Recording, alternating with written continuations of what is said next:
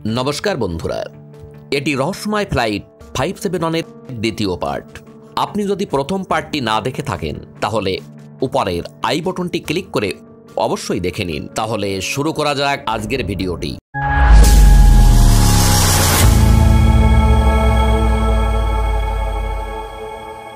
আগে আমরা দেখে এসেছি যে যাত্রীরা মৃত যাত্রীদের মাংস খাওয়া শুরু করে বেঁচে থাকার জন্য। তারপর কেটে যায় 16 দিন। এখন বেঁচে থাকা যাত্রীদের জন্য এই খাদ্য খুব তাড়াতাড়ি শেষ হয়ে যাচ্ছিল। তারা সবাই দিশেহারা হয়ে পড়ে, আর কি করে এখান থেকে বেঁচে ফিরবে তাও তারা ভেবে উঠতে পারে না। তারপর হঠাৎ ওই রাতেই তারা একটি বিশাল শব্দ শুনতে পায়, এবং ওই শব্দটি একটি বিশাল বড় বরফ স্তূপ ভেঙে নিচের দিকে আসছিল। আর এই বরফ এত জোরে নিচে আসছিল যে সব বরফ ভাঙা প্লেনের মধ্যে ঢুকে যায়। আর এখানেই 8 জন মানুষের মৃত্যু হয় বরফের নিচে চাপা পড়ে নিঃশ্বাস না নিতে পারার জন্য। এখন বেঁচে থাকা যাত্রীদের সংখ্যা 19 হয়ে দাঁড়ালো। কিন্তু তখনও ওই যাত্রীরা বরফের নিচেই ছিল, কিন্তু তাদের মৃত্যু হয়নি অবশ্য। সে অবস্থায় প্লেনটি পুরো বরফে ঢেকে যায়, আর বেঁচে থাকা যাত্রীরা কোনো রকম কষ্ট করে 2 দিন পরে প্লেনের বাইরে আসতে পারে। এরপর বেঁচে থাকা যাত্রীরা বুঝতে পারে যে সাহায্যের জন্য বসে থেকে কোনো লাভ নেই।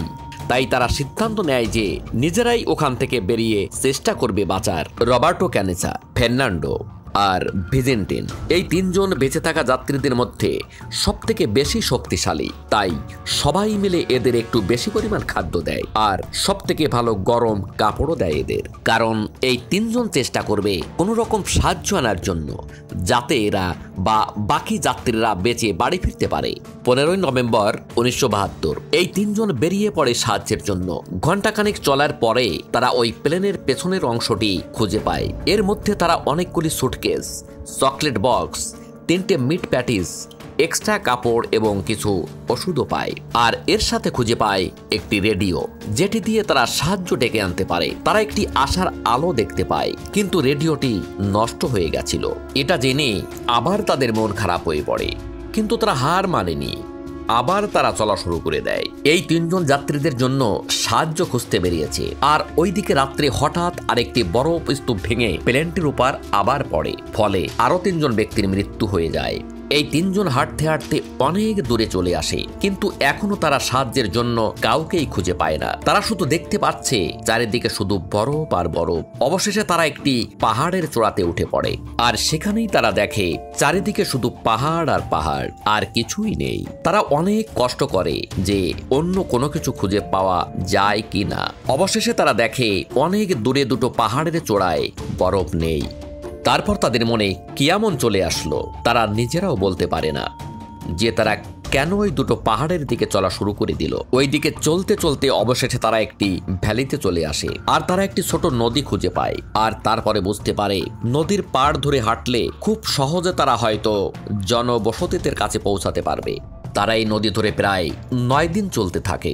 অবশেষে 20 ডিসেম্বর 1972 তারা মানুষের অস্তিত্বের কিছু প্রমাণ খুঁজে পায়। তারা দেখতে পায় জমিতে কিছু গরুরা ঘাস খাচ্ছে। এদের এতটাই কষ্ট হয়ে গেছিল যে তারা আর সামনের দিকে হাঁটতে পারছিল না। তখনই নদীর অন্যদিকে ঘোড়ার উপরে বসে থাকা 3 জন মানুষ দেখতে পায়। এদের মধ্যে একজন চিল্লাতে থাকে, কিন্তু নদীর আওয়াজ অনেক হওয়ার কারণে অন্যদিকে থাকা মানুষটির কাছে আওয়াজ যাচ্ছিল না। কিন্তু ভাগ্যক্রমে ওদের মধ্য থেকে একজন ওই যাত্রীদের দেখতে পায় এবং তাদের বলে, কালকে আমি আবার আসব।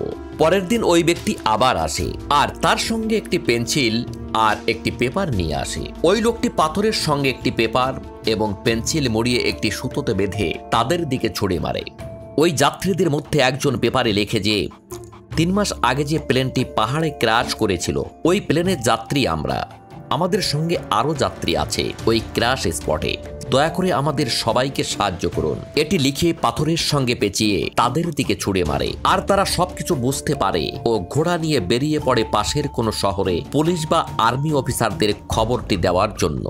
অবশেষে সেন্টিয়াগোর আর্মির হেড অফিসারের কাছে এই খবরটি দেয়। আর বাকি দুজন ঘোড়ায় করে ওই যাত্রীদের পাশের একটি গ্রামে নিয়ে যায়। আর অবশেষে তারা একটু ভালো খাবার পায় এবং আরাম করতে পারে। চিলি দেশ থেকে অবশেষে 3টি হেলিকপ্টার পাঠায় বাকি যাত্রীদের উদ্ধার করার জন্য। আর্মি অফিসাররা ওই 3 জনকে সঙ্গে নিয়ে যায় লোকেশনটি খোঁজার জন্য। অবশেষে বাকি যাত্রীদেরও খুঁজে পাওয়া যায় আর তাদের ফিরিয়ে নিয়ে আসা হয় মানব সমাজে। এরপর তাদের সঙ্গে নানান রকম ইন্টারভিউ করে বিভিন্ন সংবাদ মাধ্যম। আর তারা যখন পুরো পৃথিবীর সামনে বলে যে বেঁচে থাকার জন্য মানুষের মাংস অব্দি খেয়েছে, একথা শুনে পুরো বিশ্ববাসীর গায়ে কাঁটা দিয়ে ওঠে।